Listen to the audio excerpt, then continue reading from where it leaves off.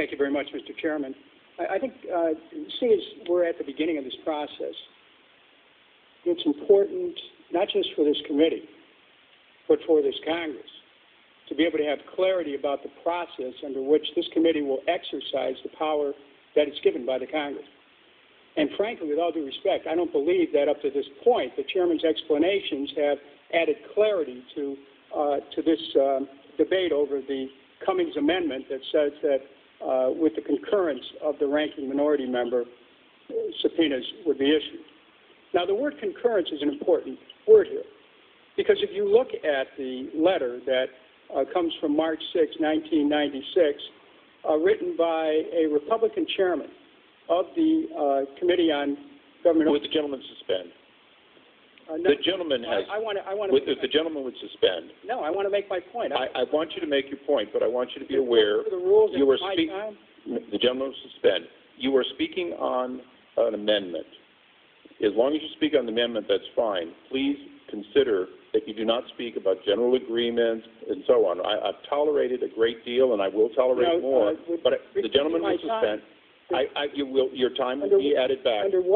Under what point does the chairman interrupt me? I'm making a point of order to the gentleman. The point of order is, please speak to the amendment, not to general agreements. I have myself allowed both sides to talk about general agreements.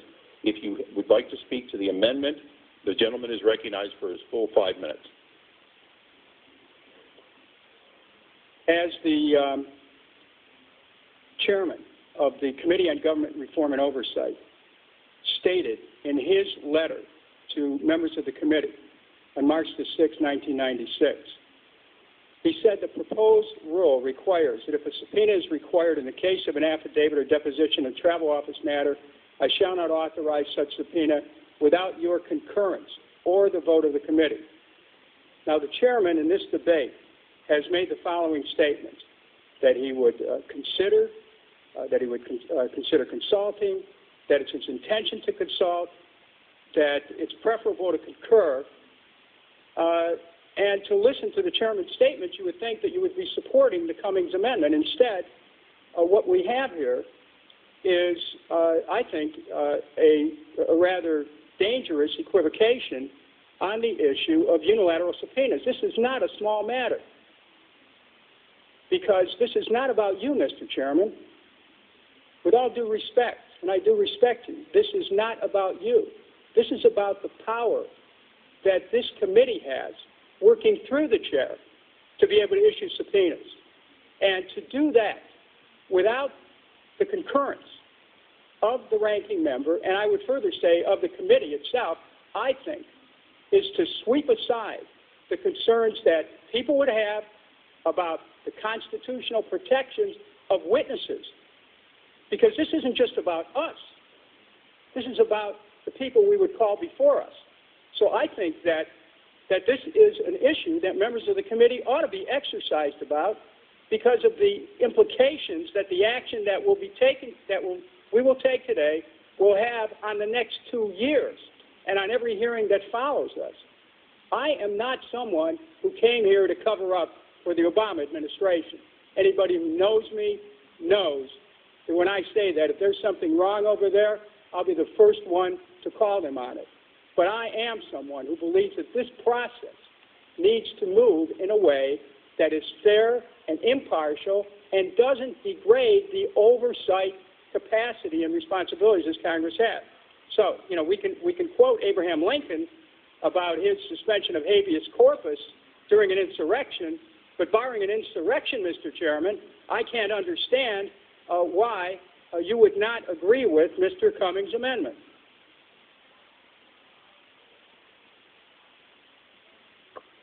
Will the gentleman yield? I certainly will. Can I ask the gentleman why you didn't offer this 2 years ago or 4 years ago if it was so important? We have a whole new Congress here. And you know what? And I appreciate... Please. Because the chairman was ready to cooperate. As a matter of fact, so well that in this morning's or yesterday's Politico, it said that Chairman Towns was not only fair, but he lost his job because it was too fair.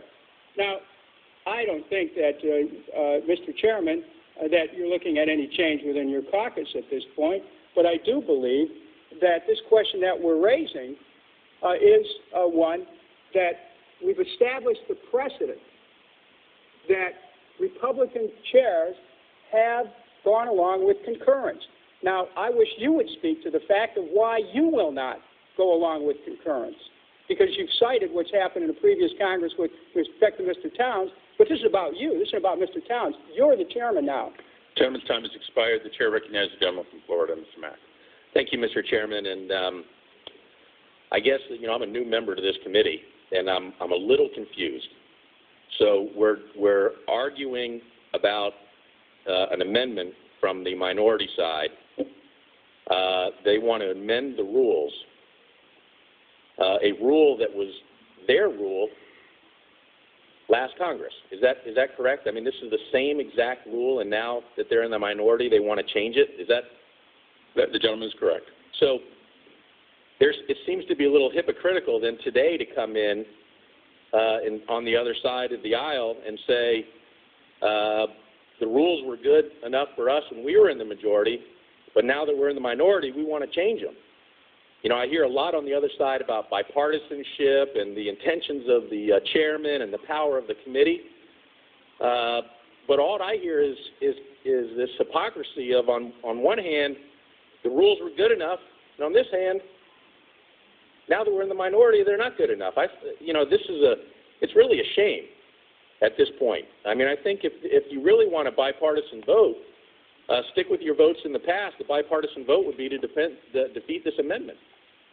And let's move on to doing the people's business. Part of the reason why I came to this committee is because I'm tired of people in the administration and other people are avoiding when we have questions. So, Mr. Chairman,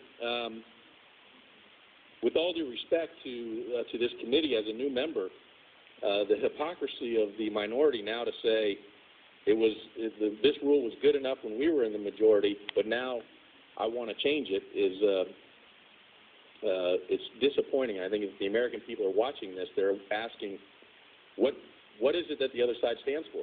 Would the gentleman yield? I'd be happy to yield. Thank you very much. We have, I certainly understand the gentleman's concerns, but we've been pretty much forced into this position because we're not talking about the rule, we're talking about a practice and the practice of the committee. And we wanted to read a colloquy back from 2007 between Davis and Waxman, but that was disallowed.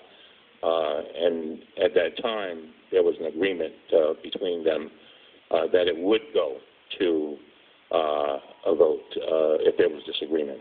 And so you've got two things happening here. You have a rule, but you also have a practice. And I know as an attorney you can identify with that and tell your man to gentlemen. Well, nobody's trying to be hypocritical is what I'm saying. If I can reclaim my time, you can talk about the intent all you want, and I think we'll be able to judge the chairman on that as we move on. But you're looking to change the rules. And, Mr. Chairman, I think that this is now becoming one of those things where one side doesn't like it, the other side does like it. I don't think we're going to get any further with any more debate on this, and I'd call for the vote. The call for the vote is not in order. Does the gentleman yield back? Mr. Chairman, on that, then I ask the previous question. Move the previous question. However you have the previous question to this committee has been requested. Can I ask the gentleman to withdraw his previous question and allow one more from the other side to speak? And then we'll close it off and we'll move the previous question, if that's okay with the gentleman. It's your prerogative, Mr. Chairman. Okay. The gentleman withdraws his objection. Mr. Tierney is recognized for his. I thank the chairman, and I think it's a little bit unfortunate that on the first day here we're hearing claims of hypocrisy and trying to close off debate. I hope we don't go there. I mean, it's not been the practice of this committee to get involved in that. Last session